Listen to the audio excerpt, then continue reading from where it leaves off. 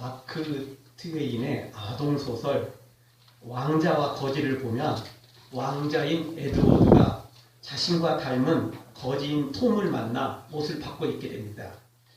그러나 그 순간부터 그는 더 이상 왕자의 대접을 받지 못합니다. 거지 꼴이 되어버린 그는 누가 봐도 거지일 뿐 왕자는 아니었던 것입니다.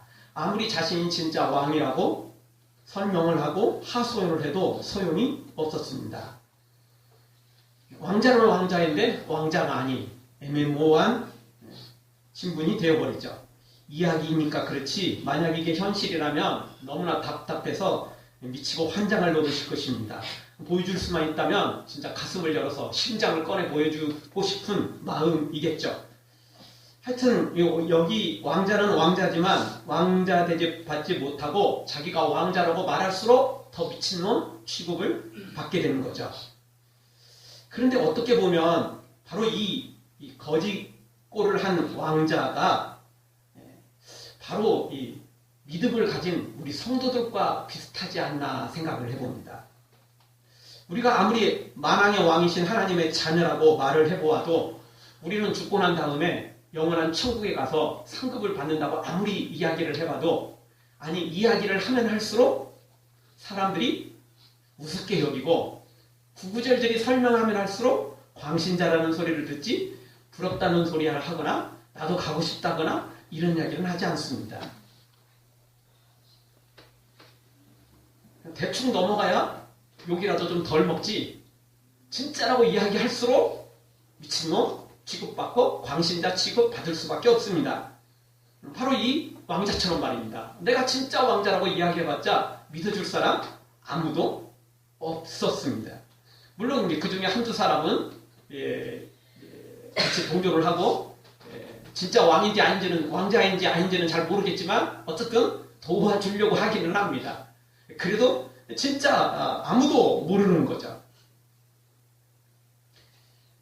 사도행전에 보면 바울이 시기 질투 때문에 억울하게 고소를 당합니다. 그리고 베스도 총독과 아그리빠 왕 앞에서 신문을 받을 때 복음을 전하면서 내가 이렇게 갇혀있는 것 빼놓고는 당신들도 다 나처럼 되기를 원합니다. 이렇게 말을 했다가 베스도 총독이 바울에게 뭐라고 말하냐면 너의 많은 학문이 너를 미치게 만들어버렸다. 이렇게 조롱하며 비웃고 비난하는 것을 보게 됩니다. 바울이 워낙 똑똑했고 그리고 굉장히 많이 배운 사람이라는 걸 베스도도 알고 있었거든요. 그래서 너가 너무 많은 학문을 추구하는 바람에 최고의 학문을 추구하는 바람에 미쳐버린 게 분명하다. 이렇게 이야기를 하는 거죠. 바울의 그 모든 복음을 믿지는 않고 미친 것으로 취급하는 거죠. 그렇습니다. 우리가 설명을 하면 할수록 우리는 미친놈 취급받을 수밖에 없는 그런 세상이고 또 그러한 현실입니다. 예수님을 믿는다고 천국 가고 또 천국에 가서 우리가 왕이 될 것이라고 아무리 이야기를 해봤자 우습게 들릴 뿐이죠. 그래서 교회를 욕하고 또 성도들을 우습게 여기는 것입니다. 정말 이 거짓골을 한 왕자 같지 않습니까? 이 왕자와 거지의 마지막 내용은 이 왕자가 거짓골 하고 있는 궁궐 밖에서 그렇게 방황하고 다닐 때 애타게 다닐 때 결국 죽게 됩니다. 그래서 이제 다음 왕위를 이제 올려야 하잖아요. 왕이 즉위식을 하는 그날 우여곡절 끝에 이 왕자가 거기에 결국 들어오게 됩니다. 그래도 아무도 믿지 않습니다. 신하들도 그 누구도 아무도 믿지 않죠. 그런데 왕이 살아있을 때 옥새를 같이 숨겼던 거죠. 아무도 이 옥새를 찾지 못했어요. 왜냐하면 왕이 말을 않고 죽었거든요. 그래서 이 진짜 왕자가 거짓골을 한 진짜 왕자가 그 옥새가 어디 있는지를 정확히 찾아냅니다. 그래서 왕이 즉위하게 되죠. 물론 이제 거지 왕자도 원래 거지였던 그 친구도 톰이라는 친구도 나는 진짜 왕자가 아니고 저 사람이 진짜 왕자다 가르쳐 주죠. 그래서 뭐 진짜 왕자는 왕이 됐고 그 다음에 거지였던 그 톰은 고아원 원장이 돼서 행복하게 살았다는 거 아닙니까? 그게 이제 그 이야기입니다. 근데 정말 그 이야기가 우리와 같은 너무나 좋은 예가 아닌가 생각됩니다. 지금이야 우리도 뭐 우습게 여기고 취급받고 그렇지만 결국엔 우여곡절, 파란만장, 다사다난 뭐 이런 거 다 견뎌내고 천국을 소유하고 천국의 상속자가 될 것이기 때문에 그렇습니다. 아멘. 사랑하는 성도 여러분, 예수님을 영접해서 하나님의 자녀와 권세를 받았음을 기억하고 어떤 어려움도 믿음으로 이겨내고 승리하기를, 천국 가고 또 천국에서 상급받아 누리기를 주의 이름으로 축원합니다. 아멘. 오늘 성경도 당시의 세계 최강국인 애굽의 바로 앞에 선 야곱의 모습이 소개되고 있습니다. 세상 신분상으로 보면 야곱은 초라하고 별 볼 일 없는 늙은 노인에 불과하죠. 그것도 뭐 건강하고 막 힘이 넘치는 그런 노인도 아니고, 사실 뭐 이제 나이도 뭐 엄청난 나이뿐만 아니라 병들고 약하고 힘도 빠져버린 그런 노인에 불과하죠.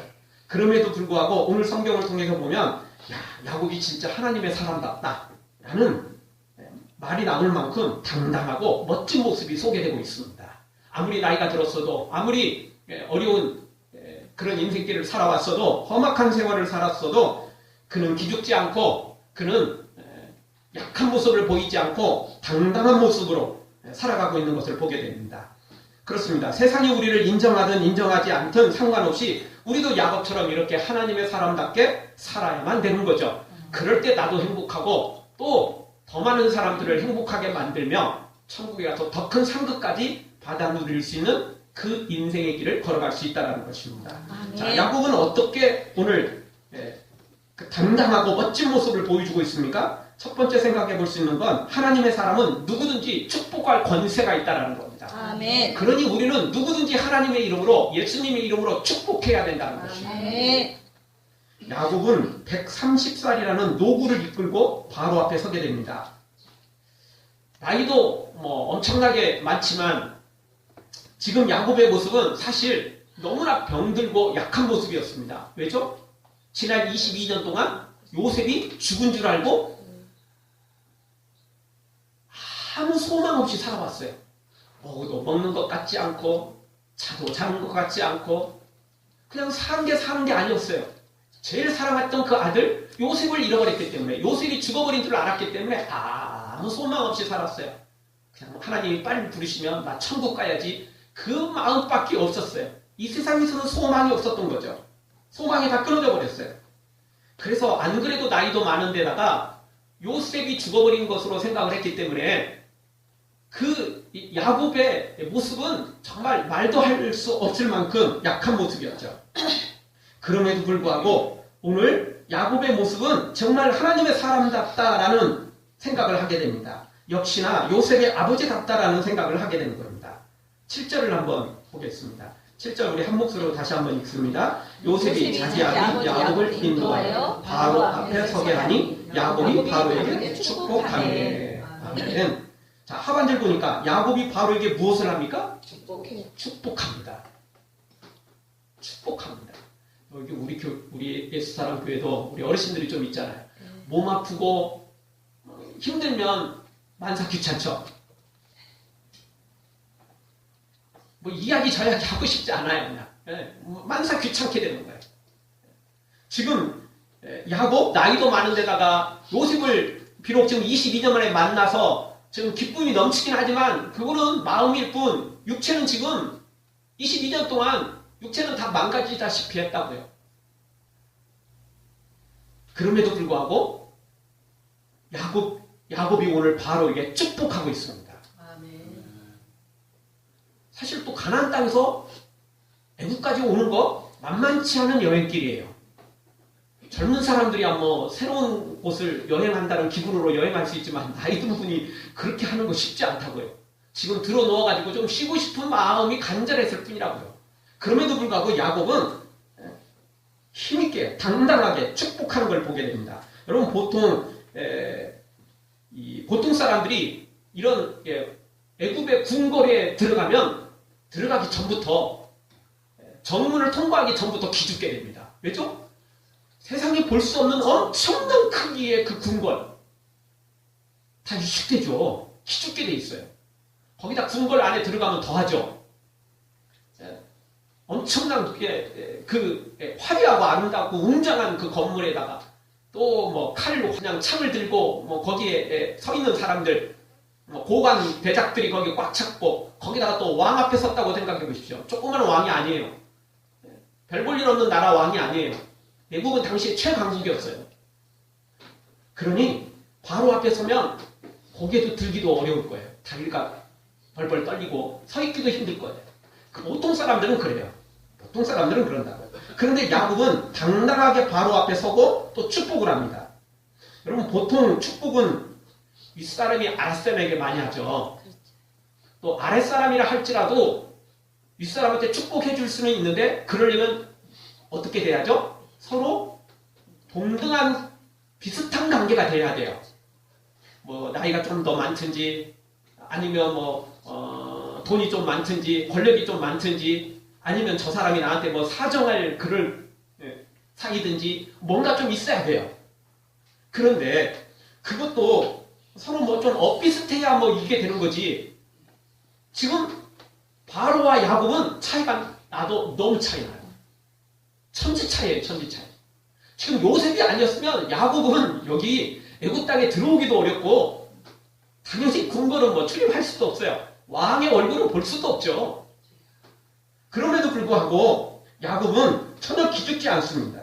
당당합니다. 그렇습니다. 오늘 우리도 세상의 권력자 앞에 기죽을 필요가 없습니다. 세상에 돈 많은 사람들 앞에, 힘 있는 사람들한테 기죽을 필요 없습니다. 왜냐하면 우리는 그렇게 가벼운 존재가 아니기 때문에 그렇습니다. 세상의 눈으로 보면 별거 아니에요. 여기 야곱처럼 늙고 그냥 병들고 초라한 노인에 불과할 뿐이라고요. 그렇지만 절대 이 모습이 진짜 모습이 아니라는 것입니다. 그러니까 왕자와 거지 이야기했던 것처럼 절대 가벼운 사람이 아니라는 거예요. 지금 거지꼴같이 보이지만 진짜 신분은 왕자였던 것입니다. 우리도 그렇다라는 겁니다. 우리도 별 볼 일 없어 보이지만 우리는 하나님의 자녀라는 것입니다. 하나님의 상속자이며 영원한 천국에서 우리가 그 왕권을 이어받을 그럴 하나님의 자녀라는 것입니다. 요한복음 1장 12절 영접하는 자 곧 그 이름을 믿는 자들에게는 하나님의 자녀가 되는 권세를 주셨으니 우리가 하나님 앞에 입양됐다는 겁니다. 그래서 하나님의 자녀가 됐다는 것입니다. 여러분, 고아원에서 불쌍하게 살아도요, 이리 치이고 저리 치이고 불쌍하게 살아도 그 아이가 누군가의 집에 입양되면 순식간에 그 아이는 새로운 신분을 갖게 되고 새로운 존재가 되어버립니다. 어느 집에 입양되느냐에 따라서 그 아이는 완전히 다른 삶을 살게 됩니다. 우리가 하나님의 집에, 우리가 하나님의 자녀로 입양되면 우리는 하나님의 상속자가 되는 것입니다. 그래서 베드로전서 2장 9절 오직 너희는 택하신 족속이요 왕같은 제사장이요 거룩한 나라요 그의 소유된 백성이다 라고 우리에게 말해주고 있습니다. 그렇습니다. 오늘 우리는 우리가 생각했던 것보다 훨씬 더 대단한 존재라는 겁니다. 우리는 보통 존재가 아닙니다. 왕 나는 왕자다. 하나님 나라의 나는 왕자다. 우리는 하나님 나라의 왕자이고 공주이며 하나님의 상속자라는 걸 기억해야만 되는 것입니다. 그래서 예수님께서도 우리에게 마태복음 10장 12절에서 또 그 집에 들어가거든 평안하기를 빌라. 우리에게 축복하라고 말합니다. 평안을 그들에게 베풀라고 말합니다. 물론 우리에게는 그럴 힘이 없어요. 그런데 우리 안에 계시는 예수님의 이름으로 그것을 행할 수 있는 능력이 있다는 것입니다. 오늘 10절에 보면 야곱은 나올 때도 또 바로에게 또 축복합니다. 들어갈 때 축복하고 나올 때 또 축복하는 야곱을 보게 됩니다. 여러분, 세상 사람들이 축복하는 것도 사실 대단한 겁니다. 그냥 예수님의 이름이 아니어도 축복해주면 그걸 받는 사람도 기분이 좋습니다. 원수 관계가 아니라면, 특별히 뭐 아주 이상한 관계가 아니라면 축복해주면 모두가 다 좋아합니다. 그리고 그 축복은 또 많은 사람들을 또 새롭게 하기도 합니다. 칭찬은 고래도 춤추게 한다지 않습니까? 여러분, 자녀에게도 많이 축복하시고 이웃들에게도 많이 축복하시고 주위 사람들한테도 많이 축복해 주십시오. 그런데 우리에겐 또 예수님의 이름으로 축복할 권세가 또 있다는 겁니다. 그냥 축복하는 것도 좋은데 예수님의 이름으로 축복하면 그 축복권이 우리에게 주어져 있기 때문에 일반 사람들이 하는 것과는 다른 더 특별한 축복이, 더 큰 복이 임한다는 것입니다. 사실 우리는 하나님의 형상과 모양대로 창조되었습니다. 그래서 누구든지 축복할 권세가 있어요. 그렇지만 죄 때문에 그 하나님의 모양과 형상이 망가져 버렸어요. 훼손돼 버렸죠. 그래서 축복권이 있기는 있지만 사실은 그게 유명무실화돼 버렸어요. 근데 예수님 앞에 회개하고 돌아오면, 그래서 하나님의 자녀가 되면 다시 그 축복권이 회복된다는 겁니다. 아멘. 파괴되었던 그 축복권이 다시 회복된다는 것입니다. 아멘. 그래서 우리는 누구든지 예수님의 이름으로 축복할 권리가 있고 또 그런 권세도 있다는 것입니다. 아멘. 요한복음 16장 24절, 지금까지는 너희가 내 이름으로 아무것도 구하지 아니하였으나 구하라. 그리하면 받으리니 너희 기쁨이 충만하리라. 아멘. 우리에게 예수님의 이름으로 기도하고 예수님의 이름으로 축복하고 예수님의 이름으로 선포하도록 예수님께서 우리에게 그 권세를 우리에게 주셨다는 것입니다. 아멘. 성경은 선을 행하지 않는 게 죄라고 말합니다. 그리고 의사가 죽어가는 환자를 내팽개치는 건 잘못된 거죠. 마찬가지로 우리는 하나님의 이름으로 축복할 권세가 있다는 겁니다. 그런데 그 축복권을 사용하지 않는 것은 잘못된 것입니다. 의사가 직무유기한 것처럼 우리는 사람을 축복하고 살릴 수 있는, 우리의 축복을 받고 그 사람들이 예수님을 만나고 하나님을 만나고 천국에 갈 수 있는 기회가 주어진데도 불구하고 내가 하지 않는다면 그것은 어리석은 것이며 그것은 부끄러운 것이라는 것입니다. 그러므로 우리는 수많은 사람들에게 예수님의 이름으로 축복해야만 되는 것입니다. 아멘. 옆 사람에게 우리 축복 한번 하시면 좋겠습니다. 하나님의 복을 받으세요. 하나님의 복을 받으세요. 하나님의 복을 받으세요. 하나님의 사람이 하나님의 되세요. 복을 받으세요. 하나님의 복을 받으세요. 꼭 천국 가세요. 꼭 천국 가세요. 꼭 천국 가세요. 천국에서 만납시다. 우리에게는 누구든지 축복권이 있지만 특별히 하나님의 사람들에게는 예수님의 이름으로 축복할 권세가 있다. 아멘. 좋으니까 아니고 맨날 욕이나 하고 맨날 저주나 하고 맨날 삐쭉 나와가지고 그렇게 하지 말고, 뭐 그런 건 뭐 기분 나쁠 때 어쩌다 한번 하더라도 빨리 집어넣고 빨리 다른 이야기는 숨 집어넣고 예수님의 이름으로 축복하고 예수님의 이름으로 그들을 칭찬하고 예수님의 이름으로 그들의 영혼을 살려내는 하나님의 사람들로 오늘 야곱처럼 어떤 상황에서도 어떤 위치에 있어도 당당하게 정말 멋지게 하나님의 사람답게 축복하는 우리 모두가 되어지기를 주의 이름으로 축원합니다. 아멘. 두 번째 야곱은 어떻게 하고 있습니까? 9절 말씀 보니까 누구에게나 나의 인생 고백, 즉 간증을 하고 있는 것을 보게 됩니다. 오늘 우리도 야곱처럼 누구에게나 하나님의 이름으로 간증할 수 있어야만 되는 겁니다. 아멘. 야곱은 짧지만 자신의 인생을 뒤돌아보며 신앙을 고백하고 있습니다. 9절을 보십시오. 9절 우리 한 몫을 한번 읽겠습니다. 야곱이 바로에게 고하되 내 나이 나그네 길의 세월이 130년입니다. 나의 연세가 얼마 못 되니 우리 조상의 나그네 길의 세월에 미치지 못한 험악한 세월을 보내는다 하고. 아멘. 자, 먼저 야곱은 자신의 그 인생 고백, 신앙의 고백을 간증을 하는데 어떤 걸 간증하죠? 나그네 인생이라는 걸 고백합니다. 나그네 인생이라는 거예요. 나는 나그네 인생을 살고 있다는 겁니다. 하나님께서 이 땅에 보내어 살게 된 나그네라는 사실을 분명하게 바로에게 고백하고 있습니다. 간증하고 있습니다. 즉 야곱이 진짜 가야 할 곳은 하나님의 나라이라는 것입니다. 하나님이 준비해 놓으셨고 예비해 놓으신 그 천국이라는 것입니다. 여기 지금 최강대국 애굽에 내려왔고 그것도 궁궐에 와 있지만 그것도 바로 앞에 서 있지만 이것도 결국 나그네다. 이것도 결국 나그네다. 뭐 바로를 만난 게 뭐 그냥 우리 가문의 영광으로 알겠습니다. 좋죠. 다 좋습니다. 뭐 옛날에는 뭐 대통령 뭐 악수 한번 하면 뭐 며칠 동안 손을 안 씻고 뭐 그랬다는데 뭐 다 가문의 영광 생각하고 좋습니다. 다 좋습니다. 좋은데 그래도 그거는 다 잊혀지게 돼 있습니다. 손을 안 씻어도 그 손이 대통령 되는 것도 아니고 설사 대통령 됐다 해도 5년 지나고 나면 별볼 일 없습니다. 우리나라 대통령 치고 정말 지금까지 칭찬받고 정말 축복받고 지금까지 박수받는 대통령 없습니다. 다 뭐 개중에는 뭐 또 박수치기도 하지만 전체적으로 봤을 때 다 요거도 먹었고 다 뭐 본인이 감옥 가든지 자식이 감옥 가든지 다 부끄러운 거 됐습니다. 그러니까 그런 거 너무 대단하게 여길 필요 없습니다. 왜냐하면 우리 인생은 나그네입니다. 나그네. 아무리 좋은 걸 가졌어도 결국은 다 놓고 가야 될 인생입니다. 아멘. 빈손으로 왔다? 빈손으로 가는 게 우리 인생이라는 걸 알아야 된다는 것입니다. 그래서 지금 좋은 걸 취하여 얻는 거 좋아하고 감사하고 행복해야 되지만 그게 영원히 내 것처럼 착각에 빠져서는 안 됩니다. 야곱은 지금 바로를 만나는 중에도 불구하고 나그네 인생임을 고백하고 있어요. 즉 이야기는 뭐냐면 당신이나 나나 영원한 천국 가야 진짜다. 우리 천국 가야만 그게 바른 길이다. 그 이야기를 하고 있는 거예요 지금. 우리는 나그네 길이다. 나도 나그네지만 당신도 결국 나그네다. 천국 가지 않으면 아무 소용없다. 거지로 살든 왕으로 살든 그거는 여기서 사는 그 몇십 년 그때뿐이다. 거지로 살아도 몇십 년 사는 거고 왕으로 사도 몇백 년, 몇천 년 살 수 없다는 거 아닙니까? 그러니까 우리가 나그네 인생이라는 것을 분명히 이야기하고 있고 또 그렇게 살아가고 있다는 거죠. 그 이야기는 다시 말씀드리지만 천국을 향하여 가는 사람이다.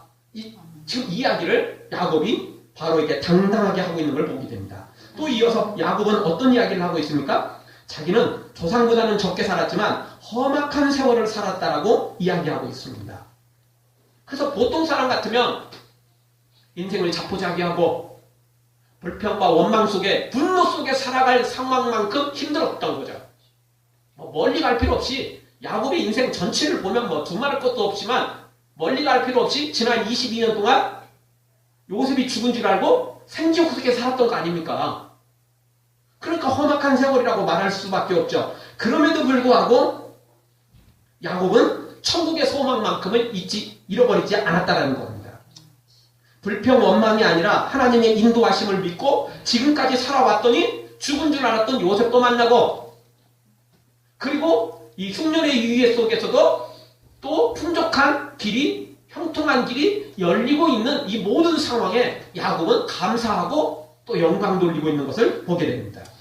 이것이 바로 야곱의 신앙 간증이고 바로 이것이 야곱이 또 바로에게 축복하고 있는 또 구체적인 내용 중에 하나인 것입니다. 즉 당신도 하나님 만나서 꼭 천국 가라.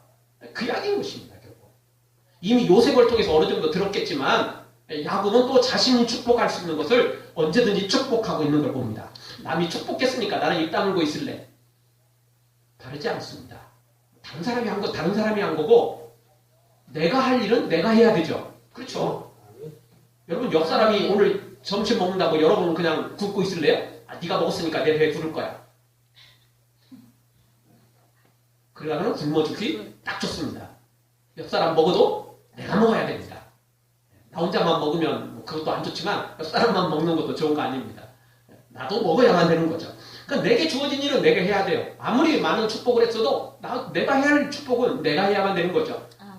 야곱도 그렇습니다. 사랑하는 성도 여러분, 세상에 썩어질 헛된 것에 자랑하고 그런 썩어질 거 바라보고 살지 말고 야곱처럼 이렇게 신앙을 간증하며 나그네 인생님을 기억하고 천국을 향하여 달려가는 하나님의 사람들로 세워지기를 주의 이름으로 축원합니다. 마지막 세 번째로 생각할 수 있는 건 축복하며 살면 나도 복을 누리고 또 그 다른 사람들도 복을 누리며 살게 된다는 것입니다. 야곱이 이렇게 간증하며 축복하자 바로는 요셉을 통해 좋은 것들을 제공해 줍니다. 11절 보니까 좋은 땅인 나암세스를 주고 12절 보니까 식구를 따라 식물을 풍성하게 나누어 줍니다. 물론 야곱이 오늘 이렇게 축복하거나 이렇게 하지 않았어도 요셉 때문에 이미 좋은 거는 사실 주었을 거예요. 그럼에도 불구하고 야곱이 이렇게 간증하고 축복하니까 야곱 바로도 기분 좋고 또 신하들도 하나님의 은혜로 요셉을 만나서 요셉 때문에 이렇게 흉년을 우리가 이겨내고 있는데 안 그래도 최강국인 애굽이 요셉 때문에 하나님 때문에 더 최강국이 되어버렸거든요. 왜냐하면 다른 나라들은 지금 다 막 굶어 죽어가고 있고 막 나라가 지금 보통 일이 아닌데 이 흉년에서 애굽은 어떻게 되죠? 더 부자가 됐어요. 왜냐하면 양식이 많으니까 양식값이 폭등을 하는데 외국에서도 그 양식을 사려고 사람들이 몰려오는 거예요. 양식을 너무나 많이 쌓아놨기 때문에 충분히 그걸 팔고도 충분한 거예요. 그러니 이 위기 속에서 도리어 갑부가 되는 거예요. 거부가 되는 거죠. 나라가 더 부강해져요. 하나님의 은혜로 지금까지 왔는데 야곱이 또 이런 큰 축복까지 해주니까 모두가 다 기분이 좋은 거예요.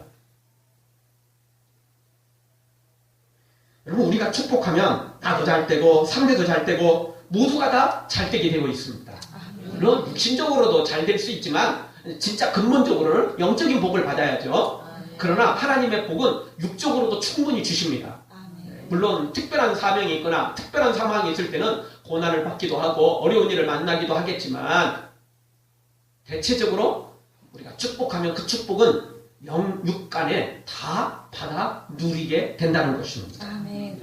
그래서 야곱도 오늘 이렇게 마음껏 축복했고 그 축복이 자신에게도 이루어졌고 자녀들에게도 이루어졌고 애굽에도 이루어졌고 그리고 수많은 사람들에게도 이루어졌던 것입니다. 축복합니다. 주님의 이름으로 God bless you. God bless you. 축복합니다. 주님의 사랑으로. 우리는 축복할 권세가 있습니다. 그러니 마음껏 축복해야 됩니다. 아멘. 예수님의 이름으로 축복하지 않는 것이 문제입니다. 세상 권력 앞에 세상에 있는 사람들한테 기죽고 벌벌 떨고 거기서 아부하려고 하지 말고 우리는 하나님의 자녀이니 당당하게 하나님의 이름으로 예수님의 이름으로 축복하면 그들의 영혼도 살릴 수 있고 그들의 육적인 것까지 필요한 것들을 채울 수 있는 놀라운 그런 축복의 통로가 우리가 될 수 있다는 것입니다. 여러분, 복의 근원은 하나님이십니다. 진짜 하나님의 이름으로 축복할 때 복이 임하는 것입니다. 우리나라 5천년 역사를 자랑하고 우리나라 옛날 어르신들 보면 그냥 다 복이에요. 복. 숟가락에도 복, 베개도 복, 이불도 복, 뭐든지 다 복이야. 그런데 그렇다고 그렇게 복한다고 복 받았습니까? 아니잖아요.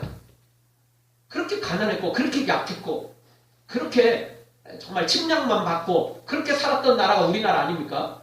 그런데 이 복음이 우리나라에 들어오는 그때부터 나라가 바뀌기 시작했습니다. 복음이 들어가는 그 순간 들어와서 얼마 지나지 않아 우리나라는 이렇게 부강한 나라가 되었습니다. 제가 언젠가도 말씀드렸지만 박정희 대통령의 새마을운동 때문에 나라가 잘됐다 이런 사람들 꽉 찼는데 제가 말씀드렸잖아요. 그 새마을운동이 어디에서 출발했어요?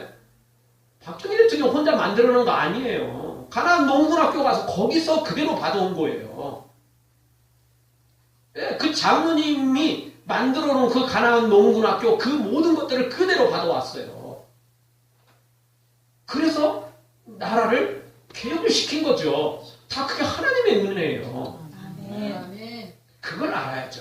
아무것도 모르고 그냥 들어오는 것만 보고 생각을 하는데 절대 그렇지 않습니다. 여러분, 진짜 복은 하나님에게서 나옵니다. 아멘. 왜? 하나님이 복의 근원이거든요. 하나님이 아멘. 주시는 거거든요. 아멘. 떡 줄 사람 생각도 안 나는데 김치국도 마신다고 이게 되는 거 아니라고요. 복을 주시는 하나님이 주셔야 되는 거 아니겠습니까? 근데 아멘. 하나님이 우리에게 그 축복권을 주셨다고요. 아멘. 우리가 하나님의 이름으로 예수님의 이름으로 축복하면 하나님이 복 주신다니까요. 우리 모두 다 오늘 야곱처럼 당당하게 누구 앞에 서든지 간에 예수님의 이름으로 축복해서 영육간에 그들을 살리고 또 정말 나도 그래서 축복받고 다른 사람도 축복받고 모두가 다 은혜와 축복 속에 거하는 복된 길 걷기를 주의 이름으로 축원합니다. 아멘. 기도하겠습니다. 우리 통성으로 한번